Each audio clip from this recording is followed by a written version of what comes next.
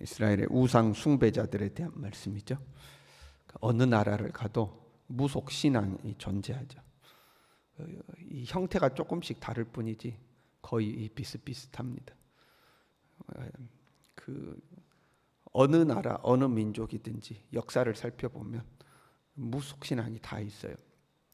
우리나라에도 무속 신앙이 상당히 강했죠. 우리나라도요.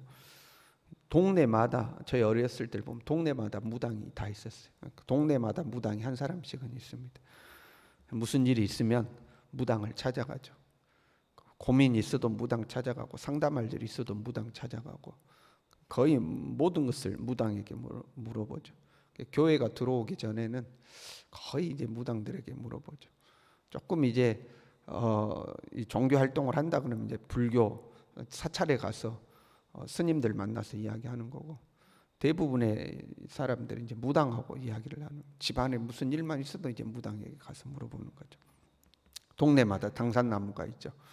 이 당산이란 말 자체가 그 동네를 지키는 수호신의 영역이라는 의미거든요. 당산나무 그러면 동네를 지키는 수호신의 나무, 그런 말입니다.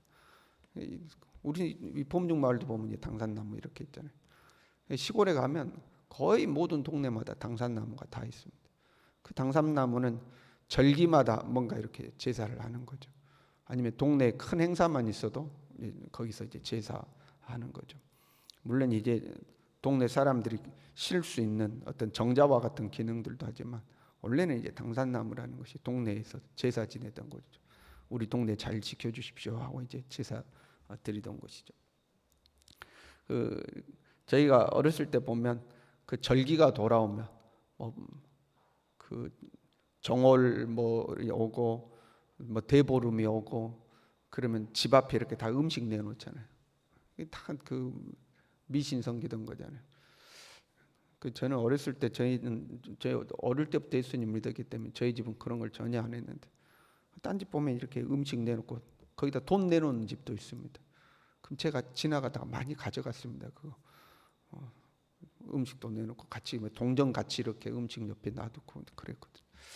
그렇게 이제 우상 섬기는 것이 만연했죠. 미래에 대한 불안감, 그렇죠? 미래에 대한 불안감이 있잖아요. 또 내 현재에 대한 막막함, 현재 내 삶은 왜 이럴까? 왜 이럴까? 또 우리가 살다 보면 이해할 수 없는 어떤 신비한 일들이 우리에게 일어나거든요. 그럼 거기에 대한 두려움, 또 사람의 어떤 욕심, 현재보다 더 많은 것을 얻기 위해서 어떻게 해야 되느냐 하는 거죠. 내가 더 잘 되려면 어떻게 해야 되느냐 하는 그런 어떤 사람의 욕망, 내 힘을 뛰어넘는 어떤 능력을 빌리길 원하는 거죠. 그래서 부적이라도 하나 붙여놓으면 마음이 좀 안심이 되고, 또 무당에게 가서 이야기하면 무당이 막 이것은 이렇다 저것은 저렇다 이야기해주면 그 말 들으면 좀 속이 좀 시원하기도 하고, 그 사람이 그런 것 때문에 이제 그런 무속인들 찾아가는 거죠. 현재 와서는 과학 문명이 발달했어요. 과거에 비하면 우리의 어떤 지식이 상당히 많아졌죠. 과거에는 천둥만 쳐도 하늘이 누워있다 이런 거죠. 하늘이 노하셨다. 근데 지금은 하늘이 노한 것이 아니고 과학적인 현상으로 다들 이해를 하죠. 가뭄이 왔다 그러면 그 왕이 부덕해서 그랬다. 옛날 사람들은 다 그렇게 생각하는 거예요. 비 오게 하려면 기우제 지내는 거 아니에요? 기우제 지내면 반드시 비가 온다는 거 아닙니까? 왜요? 비가 올 때까지 하거든요. 기우제는 한 번 시작하면 비가 올 때까지 하는 겁니다. 이게 옛날에는 다 그랬지만 지금 아무도 그렇지는 않죠.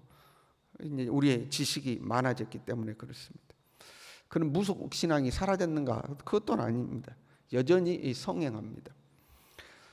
과거에는 그 무속인의 집이 초가집에다가 대나무 깃발 탁 세워놓고 그렇게 이제 무속인들이 있었잖아요. 근데 지금은 형태도 아주 고급스러워졌습니다. 그 유명 무당들은 엄청 부자입니다. 엄청 좋은 집에 아주 의리의리한 집에서 살고 의리의리한 집에서 그 전보고 그래요. 그러니까 형태도 아주 고급스러워졌고, 일반인들이 이렇게 어떤 재미로 보든 뭘 하든 하는 사주풀이라든가 관상이라든가 타로점이라든가 이런 것들은 이제 카페 형식이 됐죠. 그래서 카페처럼 거기서 차 마시면서 자신의 미래를 점치고 하는 것들이 아주 밀접하게 이렇게 생활에 밀접하게 찾아오죠. 젊은 사람들도 그런 데를 많이 간다는 거죠. 왜 현대인들도 무속신앙을 따를까? 과거에는 모르니까 뭐 의지할 때도 없고 말할 때도 없고 뭐 그러니까 그랬다고 쳐요. 근데 현대인들은 지금처럼 과학 문명이 발달했는데 왜 그런 무속인을 따를까 하는 거죠. 여러분, 현대에도 불안감이 여전한 거죠. 불안감 여전합니다. 두려움도 여전하고 막막함도 여전하고 욕망은 더 커졌고요. 그러니까 사회가 발달할수록 사람은 더 불안해지는 겁니다. 아는 것이 많아지는 것 같지만 모르는 것도 상대적으로 더 많아지는 거거든요. 경쟁도 치열해지고 이 약육강식도 더 강해지고 변수가 더 많아지는 거죠. 불안 요소가 훨씬 많아지는 겁니다. 사람은 불안하니까 이제 뭔가를 의지하려고 그러는 거죠. 과거에는 가지려는 욕망이 있었다면 이제 우리가 어느 정도 가졌잖아요. 지키려는 욕망도 있는 겁니다. 가지고 있는 거 잃어버리면 안 되잖아요. 그럼 내가 어떻게 해야 되냐? 그럼 부적한장 써주는 거죠. 부적한장 붙이면 마음의 이 위로가 되는 거죠. 야, 이것이 나를 지켜주겠지 하는. 그러니까 현대인들이 여전히 이제 그런 것들을 따라가는 거죠. 욕망이 클수록 두려움도 커져요, 여러분. 그러니까 학력이 높고 사회적 지위가 높은데도 무속인들을 의지하는 사람들 있죠. 왜? 더 큰 걸 가지고 싶고 그걸 못 가지게 되면 어떻게 될까 하는 이제 두려움이죠.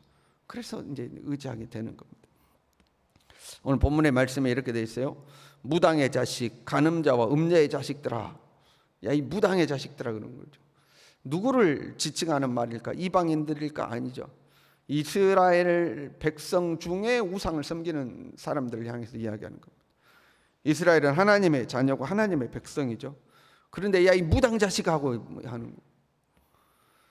그러니까 하나님이 아니라 무당을 의지하니까 무당 자식이라고 부르는 거예요. 그럼 무당에만 해당되는 게 아니겠죠. 오늘 우리가 하나님이 아니라 돈을 의지해요. 그럼 이 물질의 자식아 그러겠죠. 하나님을 의지하는 것이 아니라 권력을 의지해요. 그럼 이 권력의 자식아 이제 이렇게 하겠죠. 내가 의지하는 것에 자녀가 되는 거예요. 우리는 하나님을 의지하니 하나님의 자녀인 거죠.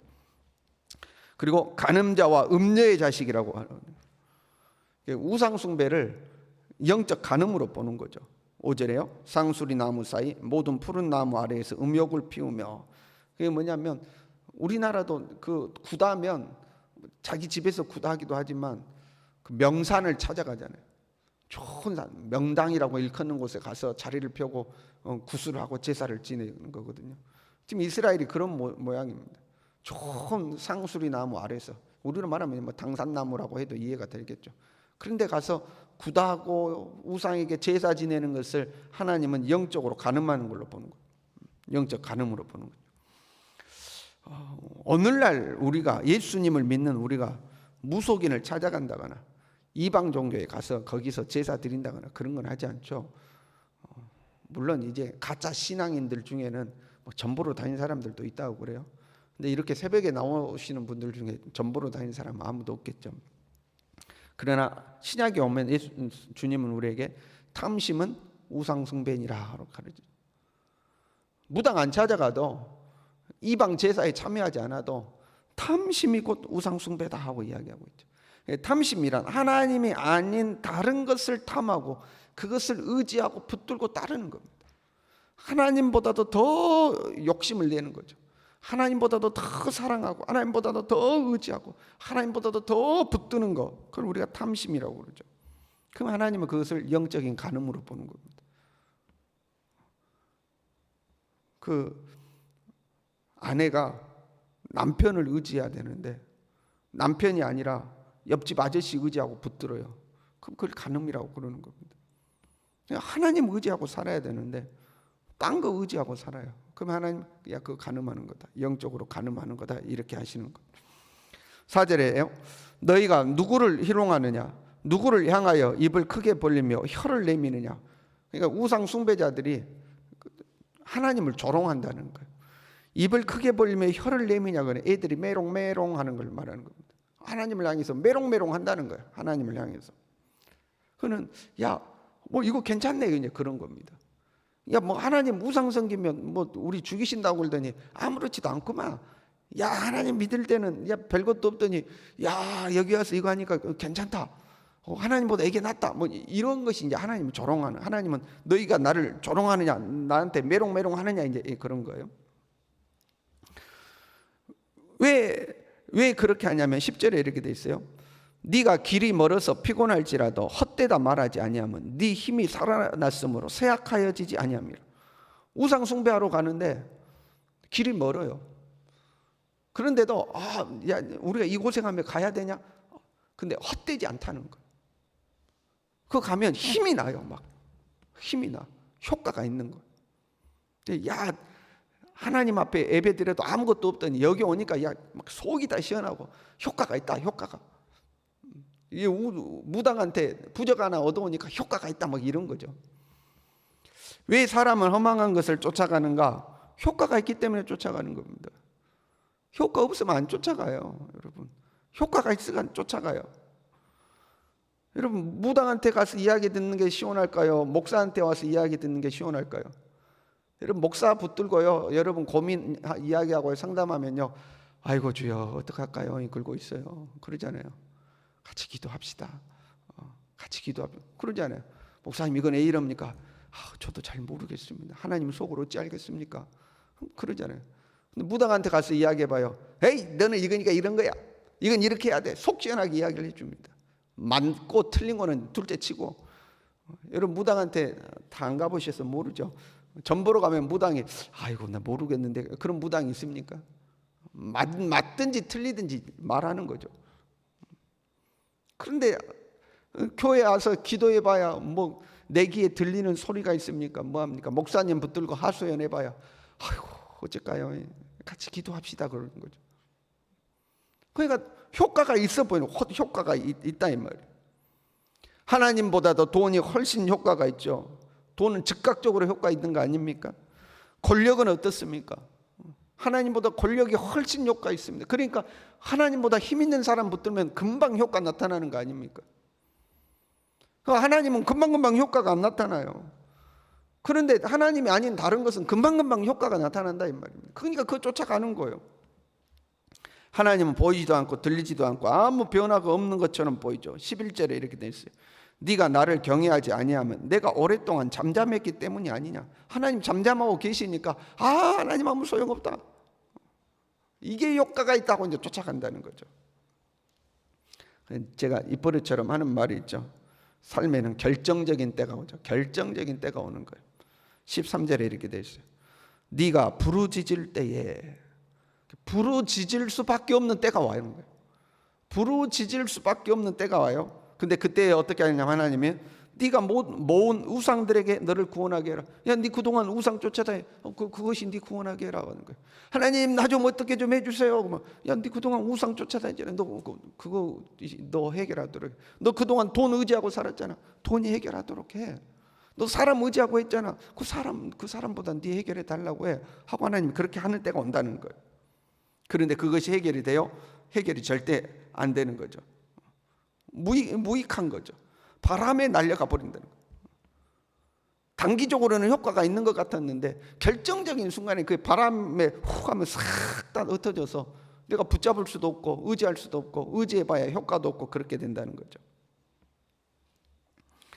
여러분, 결국 하나님을 의뢰하는 자가 땅을 차지하겠고 나의 거룩한 산을 기업으로 얻으리라 이렇게 되어 있습니다. 결국에는 단기적으로는 그게 효과 있는 것 같은데 결국에는 하나님을 의지하는 자가 땅을 차지하겠고 거룩한 산을 기업으로 차지한다 이렇게 되어 있죠. 우리 중에 무당 찾아가는 사람은 없겠죠. 그렇죠? 그러나 하나님보다 의지하는 것이 있으면 안 되겠죠. 하나님보다. 물론 우리에게 돈도 필요하고 사람도 필요하고 그거 다 필요해요. 그러나 하나님보다 그것을 더 의지하면 안 되는 거죠. 그럼 하나님이 어떻게 해요? 야, 그것이 네 문제 해결하도록 해 하고 하는 거죠. 하나님보다 더 의지하면 안 돼요. 삶에는 불안함이 존재해요. 두려움도 존재합니다. 때로는 답답해요. 때로는 답답하고 정말 사람의 힘을 뛰어넘는 도움이 필요할 때도 있죠. 뭔가 힘이 필요할 때도 있죠. 그때도 우리는 오직 하나님을 의지해야 할 줄로 믿습니다. 우리는 오직 하나님 의지하는 거예요. 당장 내 눈에 뭐가 안 보이고 내 손에 안 잡힌다 할지라도 오직 하나님 의지하는 거예요. 이 믿음으로 살아갈 수 있기를 바랍니다. 기도하겠습니다.